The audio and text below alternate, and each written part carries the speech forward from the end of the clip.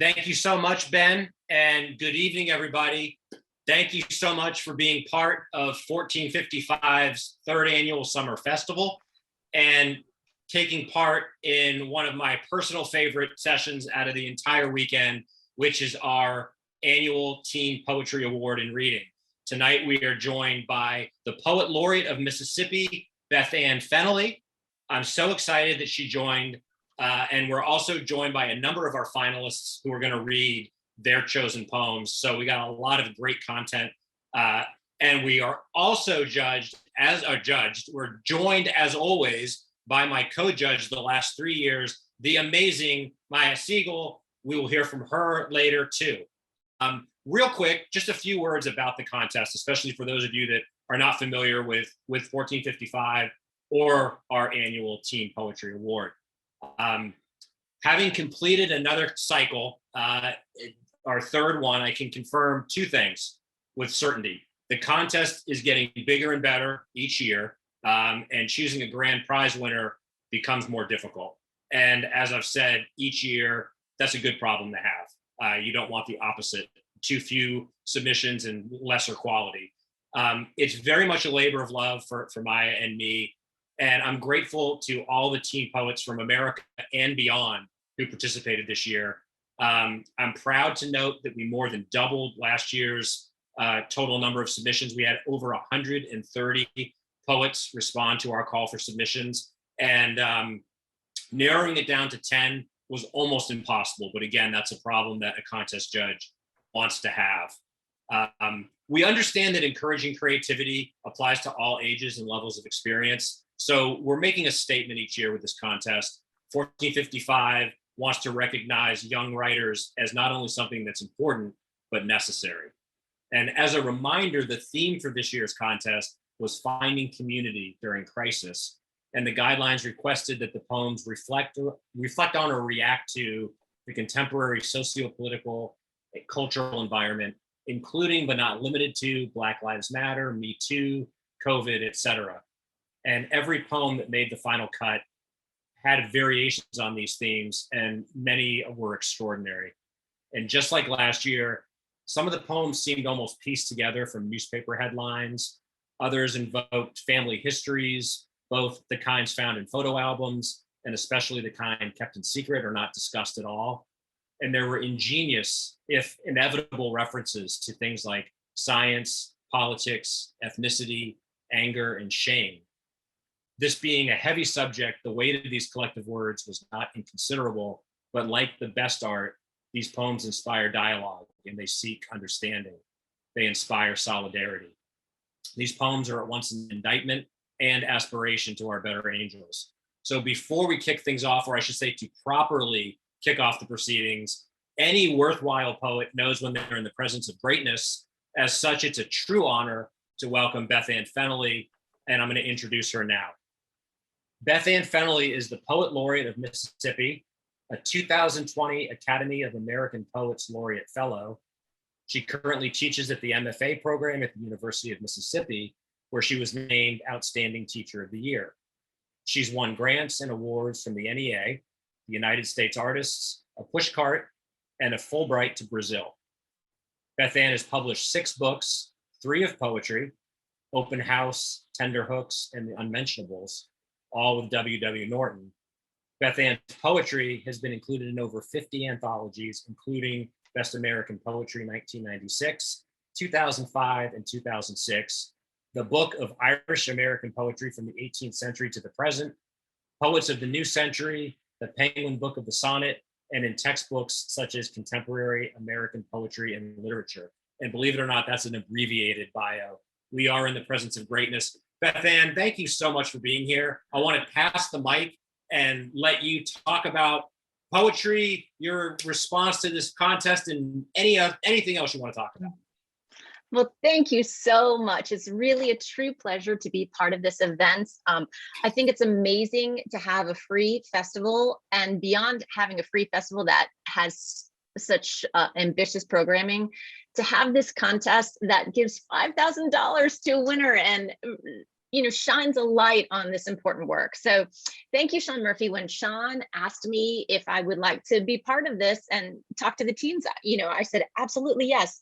And he said, think about what poetry means to you and what it meant to you when you were that age. And my first reaction was very simple. It saved my life. And I think that that's true for a lot of people. But I wanted to go on and be a little more specific about two important ways that poetry has helped me and continues to help me live my life as a human being walking around on planet Earth. One is, I think that poetry educates our emotional intelligence. For while we think our emotions are perfectly clear and accessible and transparent, that's actually very rarely the case. It's hard work to figure out how you feel about a person or a thing or a situation. I think poetry gives us important experience feeling. Baudelaire said a poet should be a professor of the five senses. I think that's true, but I also think a poet is a professor of the heart. And I think this type of educational intelligence we get through reading and writing poetry, where we spend time with our emotions, is important, because the world isn't really interested in finding out, have you been creative today? Have you thought today? Have you practiced awareness of your world today? The world is only asking one question: confirm purchase. It's pretty easy what the world wants to know from us. Poetry is asking us other questions and asking us to ask ourselves. The second thing I think that poetry has done for me and continues to do for me and for other practitioners is it encourages us to practice empathy. And there's actually been studies that show that people are less empathetic than they used to be. College freshmen were given a test that asked them questions like, I sometimes sympathize with the feelings of my friends when they're blue. And they were 40% less likely to say always or almost always than they were 20 years ago. But they have found the exception is readers. And one way they've tested this is they give people something called the reading, the mind, and the eyes test. So they give people photographs that show only someone's eyes, and they're asked to guess what emotion that person is feeling. And the people who scored highest on this test, recognizing someone was annoyed or frightened or angry, this huge range of emotions, were people who read more.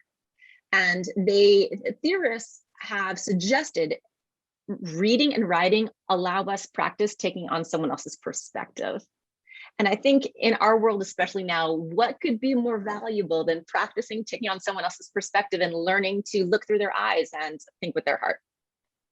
So those are just a couple of the things I was thinking about when I thought of what a pleasure it would be to talk to young people who are practicing poetry and to encourage them to keep it in their hearts and to keep it in their lives, to fight, to do the work of feeling and being empathetic. So I'll quickly turn to reading a few things as Sean asked, and I'm just going to read 3 things. They're all rather short. I thought I'd read 2 of my oldest poems because I had a big trip down memory lane thinking about you all and the good work Maia has done as co-judge and the beautiful work that came out of this contest.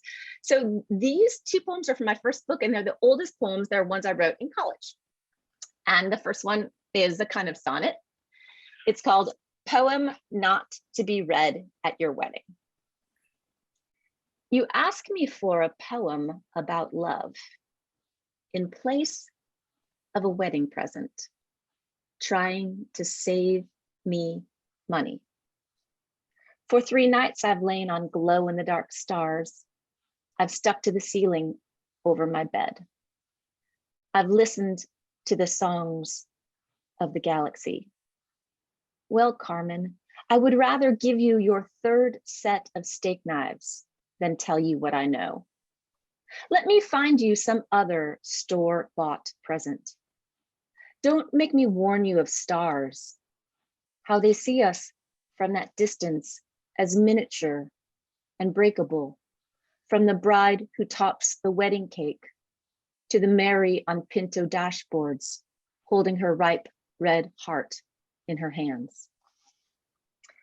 So yeah, my friend Carmen wanted me to write a poem for a wedding and I couldn't do it, but I had, I was having all this like terrible men trouble. And this poem is so old. I've now been married for 23 years. So that's how old that poem is, I know. So the story has a happy ending, Yeah, so I never gave her that poem for her wedding. And then about 15 years ago, the city of St. Louis randomly chose to put in their like buses and stuff. They made it into a poster. So I framed it and gave it to Carmen for her 15th wedding anniversary.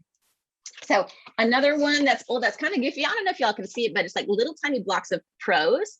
And the reason why I wrote it that way is because before I published my first book, Open House, I published this little chapbook of poems, and my mom sent it to her sister, and she called me over one day. She's like, "Oh, Beth Ann, you know, Aunt Mary Pat loves your chapbook. You have to read these nice things." She said, and I'm reading this note from Aunt Mary Pat. She said, "Thank you for sending me Beth Ann's poems. I really love the poems, and your Post-it notes on them really helped." So I realized my mom had gone through my book and like put little Post-its on my poems to explain them. So you know, I did that bitchy little thing we can do. I wrote the revenge poem, not really, but kind of. So this is called, oops, sorry, I lost my headphone. One sec. Sorry, y'all. No worries. Mother sends my poem to her sister with Post-its. This man is an abstract painter, gives his women one eye, three breasts, a very famous man. She doesn't smoke anymore. A kind of cheese? This woman is not me, she says, even though I used to ice skate with Bill wearing a red scarf. That's how the French girls got the silk from the worms. They dipped the cocoons in scalding tubs of water, 13th century. This apple is a symbol. She got this wrong. It was me, not her father, who sang her Irish Rosie when she was so sick with the measles. When she writes far gone train, it means she plans to come back home. So those two, and then I'll read one last thing, and then I'm gonna kick it over to hear some of this amazing award-winning work. And this last thing I want to read is an excerpt from a longer poem, but it's maybe the closest I've ever come to writing an Ars Poetica, and I thought I would share it with you. It's an excerpt from a longer poem. The poem is called Telling the Gospel Truth. The next time a student asks how to become a writer, I will say, sit in a white room without paper and think of the poacher who shot the wing off the bald eagle, who must have seen he wrecked his trophy and, disgusted, did not offer it a second bullet, but thrashed off deeper into the forest wearing his expensive forest-colored clothes. Then think of the man from the wild bird sanctuary who found the eagle, sutured its ragged wing stub, fed the awkward hopping thing for years, and before it died, took it to the mountain and harnessed it in a hang glider. So one last time its hollow bones could float. So one last time its talons could tear the gauzy cloak of sky. So one last time its eyes could scour the forest floor from hunter's height, flying in the face of God, that one last time. Think of the poacher, think of the birder, alternate, shortening the intervals. When you can hold both of these men in the palm of your mind at the same time, love, come find me and teach me. Thank you very much. Thank you.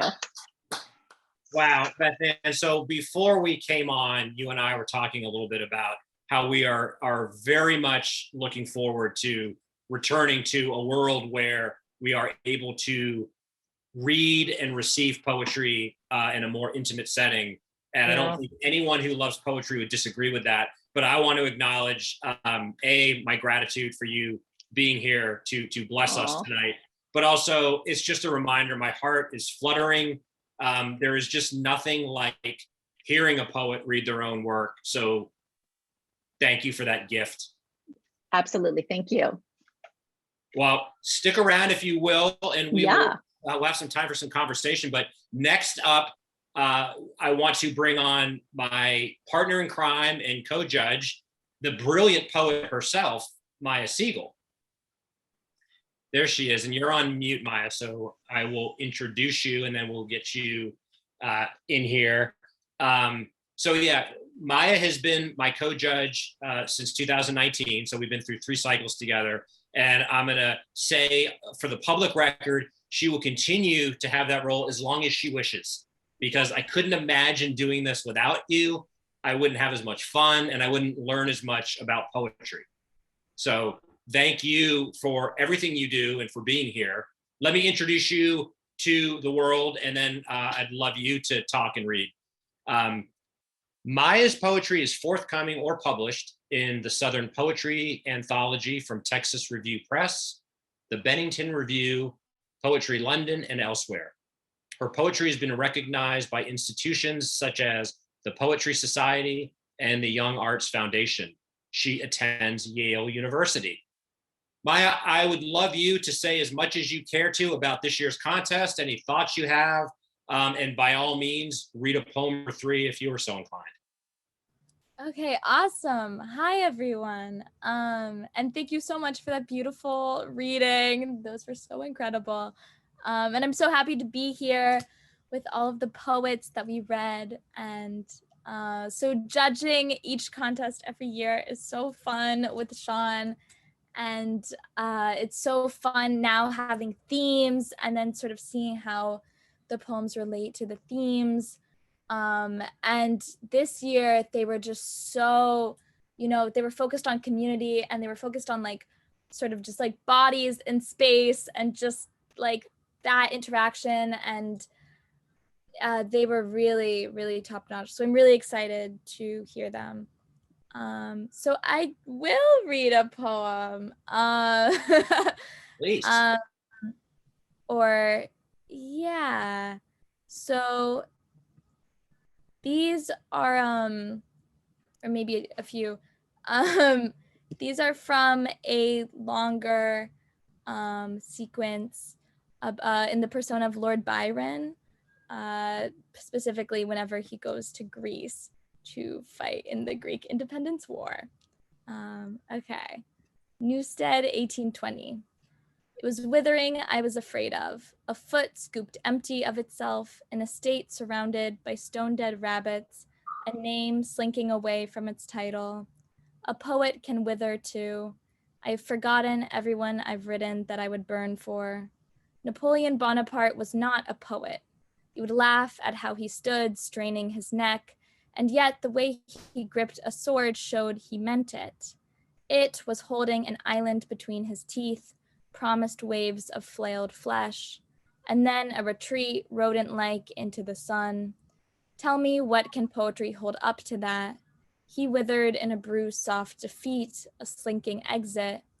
In Greece, my armies will fight their own words before climbing into themselves like that. They will unwither the way I do every time I cross a party line. Here is the unwithering I am aching towards. Here I can shoot into the air and something with a pulse will fall. Watch it land, watch it expand one last time, full of its own heartbeat. And then this one is called Spoken from the Lip of a Ship. I have a presentiment that I will die in Greece. I have a hope that I will not die on the way there. When I left Herculean on a boat shaped like a bathtub, a woman cried and I felt like I would shrink into a bird, an eaglet, like the last bird I shot at, the one with the bright wounded eye. I will never attempt another shot at the sky. It is empty enough. Italian noise filled the air like hornets. Not even the olive trees on the hills could muddle the fussing, hands flapping with energy. We lurched away from the white houses crouched in Genoa, and my eyes clouded. In this wooden monolith, I was told the Greeks wanted me to be king. I only knew how to speak with my awkward ancient school taught. Still, I liked the idea of some nobility greeting me as I wobbled out, newborn, garbled speech dribbling out of my lips. In Albania, everyone understood that I deserved good things by staring at my small ears. They said only a man of good birth could have such small, soft lobes, such delicate hearing, as if only some men can afford to miss words as they float through the air. Only some men can let phrases pile up like darts that never stick. Let me be one of them. Let me swell up, unhearing. Let bright eyes drop into my lap, curling with hurt. They will tell me enough. And then my last poem is called Landing, and this is when he lands in Greece.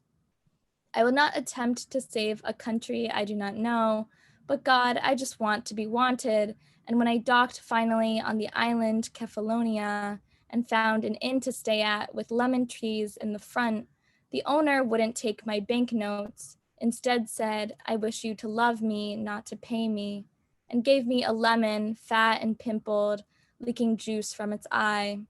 And what is poetry if not that, the fruit's acid smeared on her cotton apron? Before we landed here, before we could be marked by lemons as landmarks on the shore, a stench filled that old wooden monolith, glowing from one of the servants' suitcases. He opened it in front of us after admitting to a dream smuggled tight along with us. The trunk opened its palms. Inside was a blackening pig head, its flesh crawling back from its skull, its eyes bright and ready to feast. When we dropped the head of the beast into the water, it bubbled. And what is poetry if not a beast's head burping into the depths, and then suddenly a lemon? And that's it. Thank you so much for having me here, and I cannot wait to hear all of the poems. Thank you so much, Maya. What beautiful work. I'm already full of joy, but if we're going to gorge on anything in life, let it be poetry. So let me just set the tone, and then we'll bring our award-winning poets out. Just a quick observation. This past year has been a period of intense turmoil, disruption, but there's also been a great amount of grace and generosity, beauty, witness born, and it's reflected in the words that we're going to hear tonight. As always, we hear our politicians and self-appointed spokespeople who are eager to opine, but seldom enlighten or console. And as ever, it's our poets who Byron's friend Percy Bysshe Shelley declared the unacknowledged legislators of the world. They are the ones who best interrogate and explain our lives for us. And since 1455's mission is to celebrate creativity and build community, we want to do this by encouraging storytellers of all genres and idioms and ages.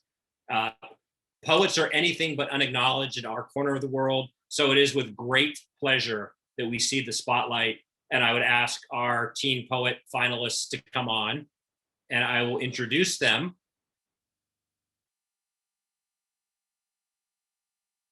So if everyone that's waiting in the wings will put their video on, that would be outstanding. Thank you. I see faces popping up. We're going to start appropriately with our grand prize winner, and then we'll go off alphabetically down the line. What I'll do is I will introduce you by name, and I will ask each poet to introduce themselves, where they're from, and say a few quick words, and then read their poem. So I'm just I want to tee up Ivana Vientika's grand prize winning poem with just a quick observation that I made, and the reason it was, or one of the reasons it was chosen as our number one poem for this cycle. At a wake I confront took me several reads to fully and properly absorb. Like any exceptional poem, the more I read it, the more I saw. The more I saw of the world around me, and even myself. This poem will resonate in years to come, and it will remain a definitive and devastating observation of our world circa 2021. In succinct fashion, we see and hear about nightmares, scars, breathing, grief, politics, all words and ideas that assume an extra edge during this year. Above all, it evinces the key ingredient suffusing the very best poems, empathy. Ivana, congratulations for being our grand winner. I would love you to introduce and tell us where you're from, talk a little bit about how you wrote this poem, and then please read it for us. Hello, my name is Ivana, and I'm very excited to be here. I'm from the Philippines, so right now it is 7:30 a.m. I'm not really much of a morning person, but thank you for having me here. I wrote this poem originally because my older sister and a lot of my family are in the States right now. And with the situation regarding Asian Americans there, it really concerned me. And so when I was writing this poem and I saw the theme, that was what spilled out of me. I didn't really plan to write it this way, but that was I don't know, it was just what came out of me at that moment when I wrote the poem. And before I read the poem, I just wanted to thank 1455 and the contest judges for giving this poem a platform and an audience for me to share with. And I'd also like to thank everyone who is watching this right now for giving up some of your time to listen to us, these teen poets, with our own stories to tell. And as I read this poem, I really hope that I impart the stories of many Asian Americans during this pandemic, and that their bravery and perseverance can remind us all that fear and hatred can be conquered together. At awake, I confront a boy who stares at me. The window parallels our distance. Unthreatened, I ask him if he has trouble sleeping and what pills he takes to bed, whether his dreams bleed into night terrors. I tell him about my nightmares, mimicking the shudder of an old man's body after a beating. My K complexes refuse to let me believe this is all imaginary, that a nation rejecting its blood is innocent of its sickness. I almost tell him I've haunted the mountains for respite, the roads etched into their sides like scars. Instead, I tell the boy I avoid going outside. I tell him about an old Vietnamese American man whose store I'd pass on the way to school. I haven't seen him, I say. All the blinds are drawn. I tell him I fear breathing without a mask. The stench of blood overwhelms me. I tell him, isn't it interesting how faces are cartography that can haunt mountains like wandering men? I tell him I lied about the old man. I did see him by the side of his store, lying unconscious. His head looked like the tomatoes my mother liked to buy from his store to stew in her sour soups, as if tomatoes could enact violent stages of grief. I tell him that, lying there, the old man reminded me of my grandfather taking a nap, his head bowed in a listening prayer. I almost apologize for politicizing every story to keep this nation awake. Instead, I tell him how the old man once said he missed wandering the mountains with good knees. He knew flowers like a language and once gave me a hand-picked chrysanthemum for a long and beautiful life. He told me he had a grandson my age and hoped we'd be friends when he visited. As our reflections touch in the window, I tell the boy the old man missed his grandson more than the mountains and good knees, that he would have given him more chrysanthemums than he could hold in his hands and his faces. Thank you. Ivana, thank you so much for sharing your beautiful words with us. And it's an absolute pleasure and honor to give you this award and hear you read your work. So thank you for being part of this special event. Okay, I did say we were going to go alphabetically, but I want to acknowledge that Stella Lee is our third place grand finalist. So I'd like her to read, and then we will go in alphabetical order. So Stella, if you would be so kind as to introduce yourself and where you're from, and if you want to say a little bit about how your poem came together. Yeah, thank you so much for awarding me this prize and for inviting me to come read here. So my name is Stella. I am from around Philadelphia, Pennsylvania in the United States. Poem is after the movie, the half of it, because I really connected to Ellie Chu as a queer Chinese American girl in like a suburbia or a small town. And I really connected with her, I guess her desire to go somewhere else and perhaps meet more people like herself or who she could really connect with. Yeah, so this poem is titled Letters from Pennsylvania to Washington for Ellie Chu. And the epigraph is "Gravity is matter's response to loneliness," which is a quote that she says in the movie. Twice a day, you signal the trains because you don't trust light to guide metal. Lift your arm and the engine surges forth. Give crossing bells to the girl you love, and she says it's like being a master of the universe, the way gravity holds every atom in place. See, I'm not like you. I can't hold acceleration in my fist. I choke my brakes on every hill, but I live near a train station because it promises movement.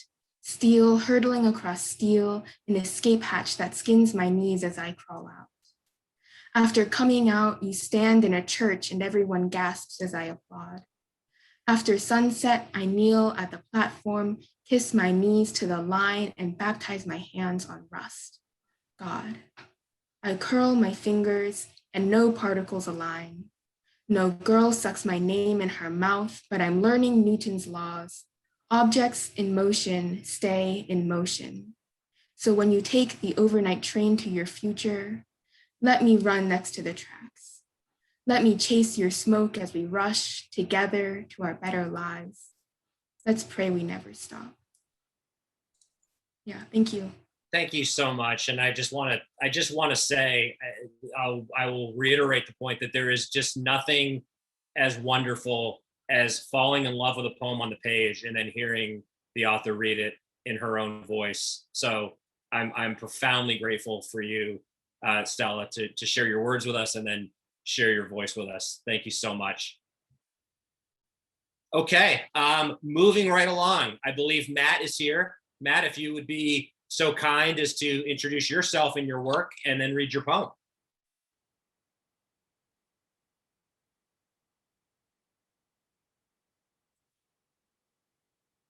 Or do we not have Matt in the house? Am I mistaken? All right, we'll hope Matt checks in late. Next in order is Chloe Lynn. Chloe, if you would be so kind as to introduce yourself, tell us where you're from, and talk a little bit about your work. Okay, thank you. Hi, my name is Chloe. I'm from Long Island, New York, in America. And this poem that I wrote for this contest is called Golden Bull Hunger. Basically, it's about the whole Asian hate situation. And I was thinking about how I was going to approach this, because I feel very fortunate as to never. Okay, wait, can you hear me? Because it keeps saying that my internet connection is unstable. So, am I frozen or anything? Yep. Oh. Okay, wait, is this better? I can hear you fine, yeah. Okay. I think sometimes the audio messes with my sometimes the camera messes with my audio, so I guess I'll just keep it like this. Anyway, so yeah, this poem is about how I've never really been like racially profiled in such like a way that we see on the news, and it's never been that bad, but I was recounting all the times that I've been like discriminated like as a kid, and I've never realized it until now, that they were like with racial intentions. So yeah, this is my poem, Golden Bull Hunger. In elementary school, we sang a song about a Chinese restaurant and a loaf of Bread, bread, bread, the waiter asked me what's my name, and this is what I said. I thought bread only required the pulling of dough, not the outer corners of our eyes. Here, bread is not served, but stolen dishes. Robbed of its authenticity, they raised their noses at our sauteed scallions, ginger, garlic, and sesame oil, fragrant white rice, shove clumsy creations stripped of its flavor at our doorsteps. Here, you barge through our doors, a battle cry. Ching Chong Bing Bong is a colonist slang inherited by little East Asian boys. Jovial whoop, then I realized that children are capable of slicing our tongues. We learn to dangle our brush tips just above rice paper, silent confinement, thin red boxes, a hungry desire, black ink characters glide across the page while walls follow. Still we stand, our paintbrushes dwindle to stubs, colored wax, fingers curled around the aging paper, our futures held within a picture frame, waiting for the day history measures our worth, steady lines, the colors of our art not lost in yellow peril, not existential danger, black ink monsters stripping our murky yellowness. For the day we stop choking on your dried chicken and slimy broccoli, a colonizer's skimpy gift, throat lodged to the brim with your bullshit. But we raise our chili soup broth with green onion, curled beef, and grow back our fractured tongues, hoping for the day when people of gold skin find themselves under fried rice sun, our laughs lucid artwork, painting the sky with shades of red. We will sing from the bottom of our bellies and no longer be hungry. Thank you so much. Thank you very much. And that reminds me, there's two reasons why I should mention this now. The audio wasn't perfect, but personally, I followed along because I lived with these final poems for so long. I really do feel like I have them almost memorized, which is a special gift. So once again, I want to thank everybody. But also, I should have mentioned at the outset that 1455 has a bi-monthly magazine, and our next issue is entirely dedicated to teen poetry. And I'm delighted to announce that all of these poems will appear in our next issue of Movable Type. So in addition to this ceremony, which will be posted on our site and will be on our YouTube page forever, your words will be indelibly remembered in an issue of Movable Type. So thank you for that. Next up is Sophie Matea. Hi, thank you so much for having me. I really enjoyed writing a poem for this prompt. This poem is, I'm from California, just from the outset. I'm from the San Francisco Bay Area. And last year, my family had to evacuate for 46 days due to fires. I live in one of the most beautiful places in the world, yet there's this striking paradox of devastation and beauty. And this poem is reconciling my trauma when I came home, and my community's trauma, and my family's trauma. The poem's called Fuego. We measure time in an ever-growing stack of New Yorkers, counting the faded rings of charred trees on a yellow hill, wrinkled like old people's skin. You told me living is an evanescent act of love, the cook whispering "Ay, Dios mío" in the kitchen corner, our takeout and warm pozole. I forgot the gentle crashing, thud, thud, waves against our beach, and the cool weight of sleeping sand. Water washing watercolors, an osmosis of study and unconscious defeat. Faded memories peeking through torn seams of perfection, a little girl tied to an anchor, rusted chains against tender skin, the whoosh of the current, pulling down, down further. The sundial betrays our morning. I question darkness. gracing the wind with dancing fingers up and down my spine. Lips stained purple by blackberries, I stab another. It's a sad meal, far from the humors of childhood. Rather, we sit in sad consumption. Sometimes it's hard to distinguish between love and remorse for fields of pumpkins rotting. Fall wastes herself to winter, weary wandering to cold. I live and die as well. Thank you. Wow. Thank you. What a beautiful expression. Thank you, Sophie. Okay, moving right along. Next up, Amy is with us, I believe. Yeah, hi, I'm Amy. I'm from San Diego. And just to give a little context for my poem, it's mostly, as I'm sure everyone here knows, like in the recent year, there were many like the attacks on the Asian American and Pacific Islander community. And what I really wanted to express was like how I saw around me, you know, within my community and within like my school district, I saw Asian Americans turning to each other. And I just kind of wanted to express the idea that we found strength within ourselves. So yeah, my poem is called Swallowbone. In the summer, I learned what it means to stick shift every feeling into loss. Our hands are empty of so much and so little, water pooling as it trickles in eddies. Here, there is a time for stillness.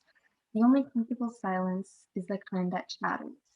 Age provides no wisdom in the face of the sea before us. We are heavy enough to cradle, daughter enough to cry. So much smaller now that we sleep in the bodies of starlings.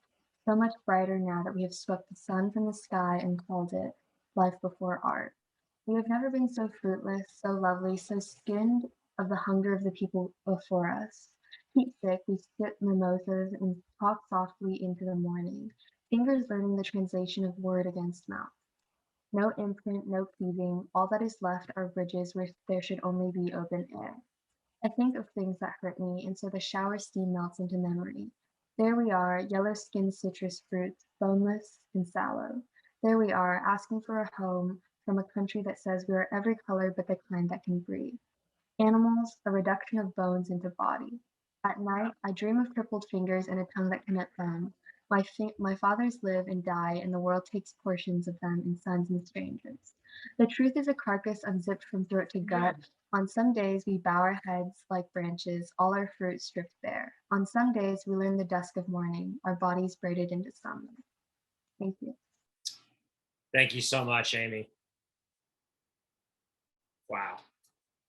Okay, and last but definitely not least is Richard in the house. Hi, thank you for having me. I'm Richard Zhu from New Jersey in the US. I guess as context for my poem, it was written mostly as a reaction to sort of feelings of claustrophobia and it's like quiet, sinister fear that has really characterized these past few years. And before I begin, I just want to thank 1455 again for giving me the opportunity to share my work. And I hope everyone listening enjoys this piece. So this is Crabs Caught in Chain Link. Noontime and my sneakers jangle the chain link fence like a crab trap. Here, a ghost net yawning in the shallows of soil, the whole prison yard slipping into a steel-lined stupor, and the trees are shocked. Driftwood dangling from the barbed wire, hollowed claws. Ivy rides and I ride, our struggle a mute duet screaming, streaming down steel sharp teeth. My lungs clang with breaths, two swollen carapaces shoving out of flesh still skewered on metal rings. When it rains, the fence opens his pockmarked maw and gobbles in pleasure. Rust sues a garnet paw that strangles our esophagus, and time rattles, bloated rattles, weeping rattles. When we're reeled up, brick red shells spill across the deck, the sun simmering a tangy grin. Someone stomps, and the crack detonates like a bomb. Thank you. Thank you, Richard. And thank you all so much. I just want to say, and I want to repeat that it's 1455's pleasure and truly our honor to showcase poetry of this quality. I think it's a good reminder for readers and anyone that's watching right now that our future is in good hands, and we can and should learn a lot about empathy and observation from our brilliant young artists. I thank all of you individually for making 1455 a better organization. I thank you for making me a better poet, having read your work. And I mostly thank you for making me a happier and better human being, for receiving the uncanny wisdom contained in your words. So from the bottom of my heart, I thank you all for sharing your work and being here with us tonight. Maia, I pass the mic to you if you have any reactions or thoughts. Yeah, I mean, it's like a flood of just words and images that are just so expertly crafted. And I remember looking through them, you know, being so wowed by just like the formal sort of complexity of like sort of how line breaks were used and sort of space on the page. But then hearing them is a totally different experience, and you sort of see how that really sort of that formal excellence is then sort of it stays in the air even whenever you speak it. And so that's so wonderful to hear. And thank you so much for reading. Thank you so much, Sean, for putting this all together every year and for just being the incredible poet and sort of poet community facilitator that you are. And I'm just, yeah, so happy, so poetized. Thank you, Maia, and it's my pleasure on all levels. I think the last words can and should go to our special guest, the amazing Beth Ann Fennelly. Thank you again for being here. Please leave us with some wisdom. I have no wisdom. All I have is gratitude, but I think perhaps practicing gratitude is a kind of wisdom. Thank you, amazing young writers, for sharing your talent with us. I put in the chat just to y'all, but I'll just share with the group.